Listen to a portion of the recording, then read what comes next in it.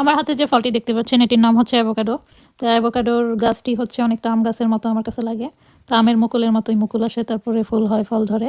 তো এই তো অ্যাভোকাডো ফলটার মাঝখানটা হচ্ছে এরকম, বীজটা হচ্ছে এরকম বড় গোল বীজ, আর ভিতরটা কাঁচা অবস্থায় শক্ত থাকে আর পাকা অবস্থায় অনেক নরম, একদম ক্রিমি ক্রিমি ভাব হয়।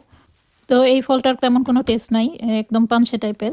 আমার কাছে অনেকটা তালের শ্বাস বা ডাবের শ্বাসের মতো লাগে, কিন্তু তালের শ্বাস বা ডাবের শ্বাসে একটু মিষ্টি হলেও আছে, কিন্তু এটা একদম পানসে, এটাতে তেমন কোনো মিষ্টি নাই। তো বিদেশিরা এই ফলটা বিভিন্ন সালাদে ইউজ করে, স্যান্ডউইচে ইউজ করে। তো ওরা আরেকটা চাটনির মতো বানায়, ওটার নাম হচ্ছে গুয়াকামলে।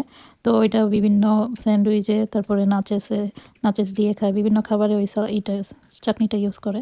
তো এই ফলের হেলথ বেনিফিটস অনেক। তো এতে আছে ভিটামিন এ, সি, ই ও কে, যা ত্বকের জন্য, চুলের জন্য, আমাদের চোখের জন্য অনেক উপকারী।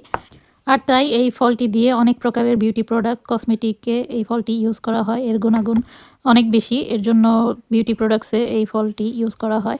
এছাড়াও এই ফলটি ডায়াবেটিস নিয়ন্ত্রণে সাহায্য করে, হৃদরোগের ঝুঁকি কমায়, ক্যান্সারের ঝুঁকি কমায় এবং হজম শক্তি বাড়ায় এবং রোগ প্রতিরোধ ক্ষমতা বাড়ানোর মাধ্যমে আমাদের শরীরকে সুস্থ রাখে। এই ফলে ক্যালোরি ও ফ্যাটের পরিমাণ একটু বেশি, তবে নিউট্রিশিয়ানরা বলে এই ফ্যাট শরীরের জন্য অনেক উপকারী।